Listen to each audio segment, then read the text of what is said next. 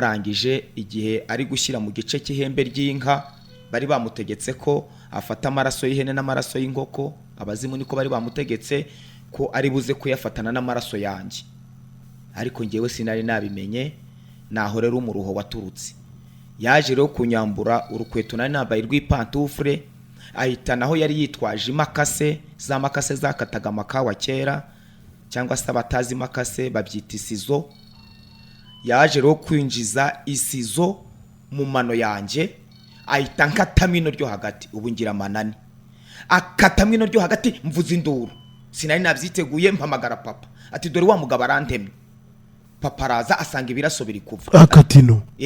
Ubu ntari hari? Oya, dore uraribona hano ntano rya kane mfite ane gusa. Iryo hagati na hagati, iryo hepfo yarabasobanuriye ngo ni imiryango ya mama n'imiryango ya data haruguru no hepfo. Iryo hagati rero ngo ni iry'abakurambere turi hagati. Ararikata rero, papa zasanga ibiraso biri kuva. Ati bigenze bite mwana? Ati bigenze bite si wa mugabo ntemye? Papa aramutuka baratongana. Umupfumu arafashe cya gice kino agishyira muri banyita MBIRIZI dodosa. Abakurambere babona kunyemera, banyeme bahita ko bababwira ngo ni mu murambike hasi rero, mu mwambura imyenda yose, mu murasaga indasaga izi nizi, bategeka iwacu umwanya bari bundasagiyemo indasago. Hateye isoni ntavuga. Barangije rero bakindasaga indasago bandambikaho ibiganza, ubu bahita biyemerera ko umwana bamuhaye abakurambere. Naho rero nagiriye ingorane zo kwakirwa n'abakurambere, bahita rero bankoresha kuba umupfumu, binzanira ingorane rero. Uruhande rumwe yo mbwira abantu, ndababwira ngo abari kutwumva, ndababwira ngo Yesu araruhura. Nuvuga ngo n'abatarakizwa ariko baba bafite ingorane zikomeye zo kuruha.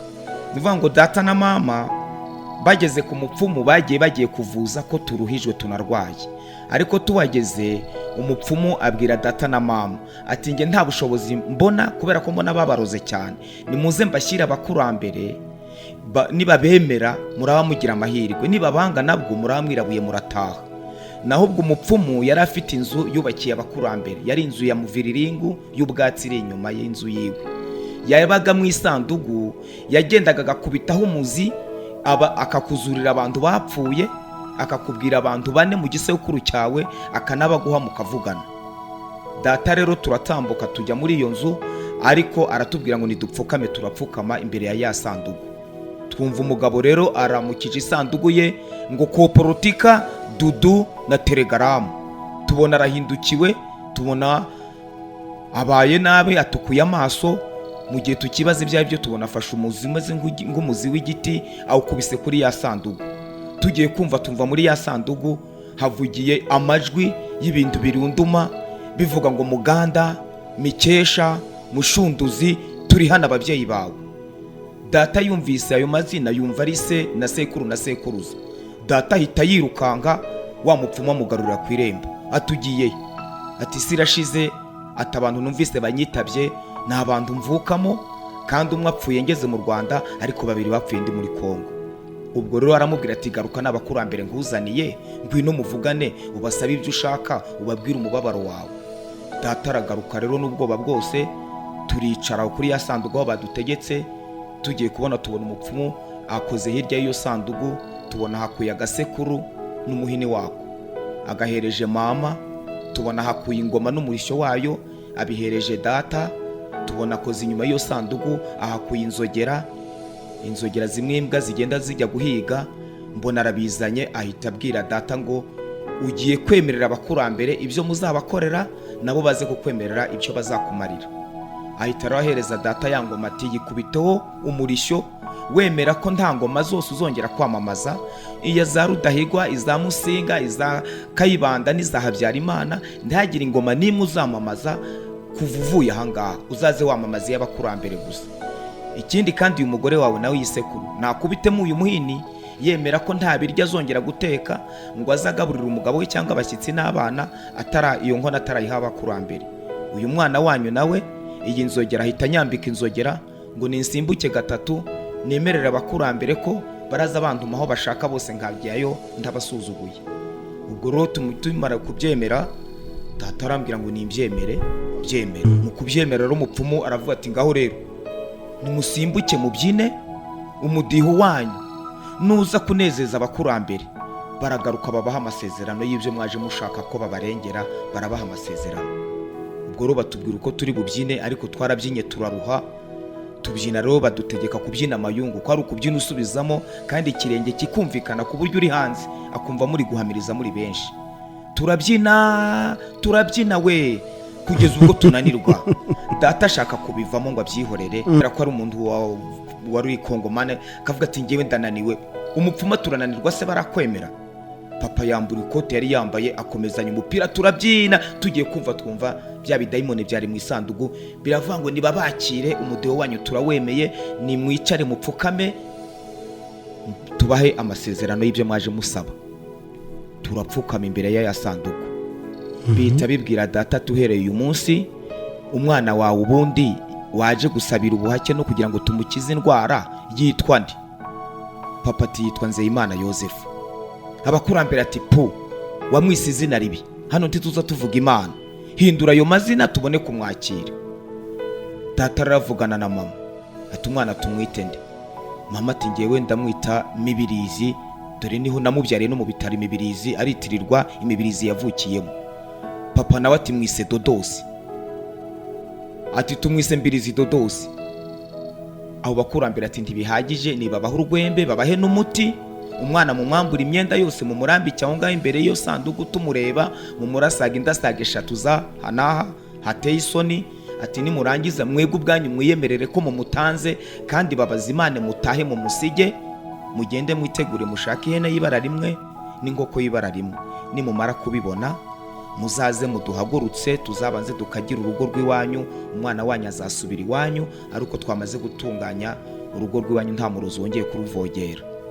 Data rero barabazimanye, bansigaho rero barataha. Data rero arataha, ariko ansezera harambye ati mwana wanjye rero ubwo abakurambere bagushimye ubugumya aha, nanjye ngiye gushakisha amaturo tubazanira, none bazakubohore uze wajya mu rugo babanze bakagire mu rugo batazakwica. Data rero aragenda, ariko iminsi mike ye kubera ko yari afite amahene nta kibazo, iminsi mike yaje azanye ihene n'inzoga n'abakuru b'imiryango nyine yateruje amayoga. Bahageze rero bavuga umusango ati twari tuje kureba umwana, kandi twari tuje no kubaha icyubahiro, twari tuje no kubasaba ubuhake, twari tuje no kugira ngo muturengere kandi mukagire no mu ngo zacu, kuko n'ubundi abarozi bagumye kuturoga. Babahaye umunsi rero wo kuzaza gukagira mu rugo, bamwe inzoga, barangije barataha. Nanjye nagumye aho, barababwira ngo nimugende umwana tuzamuzana. Yazanye n'uwo bazituye uwo mupfumu. Uwo mupfumu nyine yarazakiriye, yazishyira mu nzu ye, aracuranura mu bicuma, yatumira abantu nyine barazinywa, n'ihene bazanye bayishe nijoro nyine nayo bararya. None ba data barataha. Ingorane zabonetse rero nuko isaha rero yo wa mupfumu kunjyana yaravuze ati tugende gushyire iwanyu, tujye kubasohoreza amasezerano abakurambere babemereye gukagira urugo ku buryo nta murozi uzongera kuturoga. Turahaguruka tujya iwacu. Tuhageze iwacu nko mu masaa 12 za nimugoroba, dusanga iwacu ko bari barabateguje rero biteguye.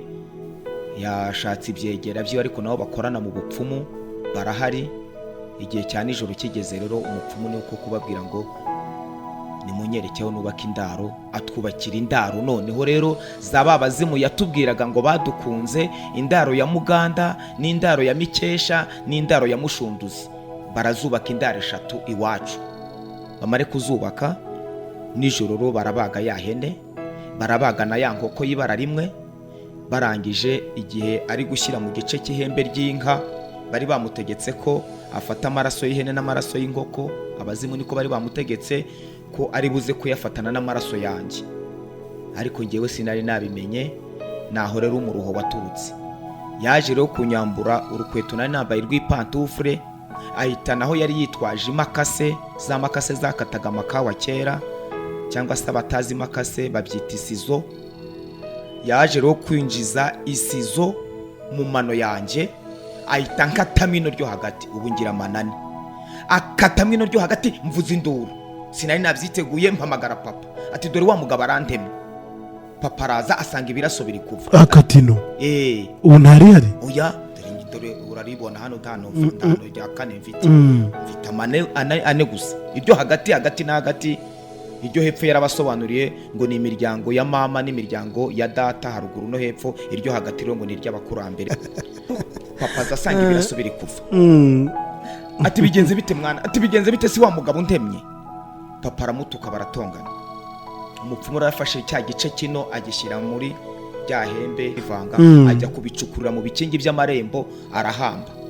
Yari yazanye n'ingere y'igiti ngo igiti baza bita umuturirwa, nacyo agihamba naho. Araza arabwira data ati wa mugabo uri kuntukira iki? Atunyisha umwana. Data turanyica umwana, urantema umwana bigeza uyu mwana se urabigenza gute? Umupfumu ati umwana ntabwo ari uwawe. Ejo bundi we n'umugore wawe mwaramutanze mwamuhaye abakurambere. Uwawe yarinze Imana Yosefu, ubu ngubu n'imbirizi dodosi. Uyu mwana rero n'uwabakurambere so wawe. Njyewe bari bambwiye ngo nagera ahangaha ngomba kumusiga mu bikingi by'amarembo, abakurambere bakabana nabo kuko baba hose. None ubwo uteye induru rero, ubu bagiye kumwica, uhebe byose niko bambwiye. Hitamo kimwe, kumwica cyangwa se kwemera ukaza umubona. Data ati nimumbabarire navuze ibyo ntazi, nimumureke abeho, navuze ibyo ntazi. Umupfumu ati kugira ngo tukureke abeho nuko uzana indi hene yo gusaba imbabazi kuko wacokoje abakurambere. Data ati ndazifite ihene. Asohora indi hene. Umupfumu ati kandi muyice idahebebye, nihebebe urazana indi. Iyo ngiyo ujye kuyicira ku nzaro ya nyogosenge ni uri bubone ububasha bwo kujya kugusabira imbabazi ku bakurambere wasu. Asaba nyirasenge ati nyabuna nimusabira imbabazi ku bakurambere nabasuzuguye. Ihene bagira amahirwe bayifunga umunwa, bayicisha amakofe n'imigeri, babona irapfuye. Ubwo rero bayiha abakurambere. Umupfumu raza yababwira ati abakurambere barabababariye ariko ntimuzongere kubacokoza. Data na mama rero na ya miryango yatangiye kuza yubaha abakurambere, kugeza igihe noneho data bwe ya miryango yati muzaze mbashyire kuri uriya mupfumu, namwe mureba aho nagiye. Bafite ububasha budasanzwe ariko bafite n'amategeko mabi.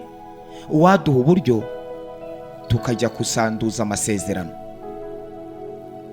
Yafashe inzira rero, twe dutashye tujyayo, ariko nagiye ndakize bwake mu gitondo. Umupfumu abategeka ati nimufate ingobyi mu muheke, abakurambere banze ko muri mu murwaze ndago musigaha. Bafata abantu barampeka bangeza kuri uwo mupfumu bahita bataha. Bangejeje rero byabaye ingorane, baramvuye nyine. Umupfumu yamvurishije umuti bitaga umuturuturu, n'umuti bashyiraga ku rujyo ukayaga bakavanga n'amavuta y'inka. Bamvurisha cya gikomere mare koroherwa. Rero niho data bamutumyeho, baramubwira tuzaze umwana w'abakurambere barashaka kumushinga imirimo kuko baramukunze. Data yongeye guhagurukana n'umugore wari we mama n'umukuru mu muryango witwaga Singirankabo. Baraza rero bageze kuri uwo mupfumu, isaha n'ubundi yo kunkorera ibirori kugira ngo abakurambere banyemere. Ibirageze umupfumu arabwira ati nimuze dusubira muri ya nzu ya nyakatsi bari barubakiye abo bazimu. Aho rero niho nakuye izindi ngorane zikomeye, ubundi burushyi. Wa mupfumu arasaba ko bandambika hasi. Umupfumu aragenda azana icumu, aragenda azana inkota, aragenda azana umuheto, aragenda azana uruhu umeze nk'urw'urutoni, aragenda azana n'uruhago. Ni inyamaswa y'urutoni zabaga mu ishyamba. Urwo ruhu ni rwo banyambitse, banshyiraho rw'irya cumu, banshyiraho wa muheto, banshyiraho ya nkota, banshyiraho na ya ngoma twarahiriyeho na ya nzogera. Ubwo rero barababwira ngo ngani mukore umunsi mukuru, mwiyemerere ko uyu mwana mumutanze, ise na nyina n'umuryango uhari. Noneho biba ngombwa ko bantanga bibwira ngo abakurambere baragira ngo bangira ikirenga cyo kuvura, naho ubundi nabo bafite umugambi wo kuzanyica. Igihe cyarageze rero bakora ibirori, twabirangije nko mu masaa 10. Abariho bemera ati turatashye. Bavugana imbona nkubone na ya mashitani yabaga mu isanduku kuri uwo mupfumu. Amashitani arababwira ngo umwana wanyu turamwakiriye, nimufate inzira mutahe, umwana wanyu tumugize umukozi. Agiye kuvura, agiye guhangana n'abarozi b'iwanyu, nimuhumura azabicazanya n'abakomeye. Mfite imyaka 10. ntawe uzongera kubaroga. Tumugize umukozi uhereye uyu munsi, kandi n'abarozi b'iwanyu bose turabafunze, nta n'uzongera kugira icyo abakoraho. Data arishima, data arishima. Ava aho rero banyambitse, ava aho bampaye uruhago rurimo urwembe n'imiti yo kurasaga, bahita banjyana kubera ko uwo mugabo yari afite ibitaro yagaze avuriramo abantu. Yari afite ibitaro, inzu nini cyane yavuriragamo abarwayi. Nuko bajya kuntambagiza barambwira ati igitsina gore kirasagwa gutya, igitsina gabo kikarasagwa gutya. Ni ingingo nyine, niba ari mu mugongo, niba ari mu gatuza, munsi y'ibere, hano mu misaya. Anyereka abiwacu nyine bava aho ngaho bamaze kureba ukuntu ndasaga nyine mvura. Barangije rero iwacu barasezera barataha. Babwira iwacu ati uyu mwana araguma ku kazi, turaza tumuhereza igihe ashakiye, igihe nikigera tuzamuhereza duhagararire aho ngaho iwanyu gufata amasomo. Data ubwo nawe atahazi ngo ni byiza, ariko biba ingorane. Aho rero naje kurushywa nuko nakoreye abazimu. Ubwo abo bakurambere bategetse umupfumu kunyereka ibyatsi byose, kambwa ati icyatsi kitwa gutya ngwino nkwereke, ningutume icyatsi kitwa gutya uzasoroma iki. Anyigisha amoko y'ibyatsi, arangije anyereka uko batwika nuko tuyakuramo amasubyo, anyereka kuyanika ku rutaro hejuru mu iparafo no ku mudasesa wari uhari. Arangije rero arantinyura kujya kurasaga, gusubiza urwembe kurutema, ururasago rutaba runini. Kambwa ati subizamo, ngasubizamo, isusumizi zishira, nanjye gutema umuntu kumurasaga cyane numva nta kibazo. Igihe cyarageze rero abakurambere bahita bamubwira ngo aho ntari azaza ahaba. Iyo yabaga yagiye kuvura mu giturage, ninjye wasigaraga ku bitaro aho ngaho. Yaba yasigaye ku bitaro nawe akanduma mu giturage aho bakeneye ngo gufata imiti y'urukingo. Mbu umupfumu rero imyaka 4 yose. Niho abantu benshi banzi ko nari umupfumu uvura abagore bashaniriweho amata, barabazingiyeho inda.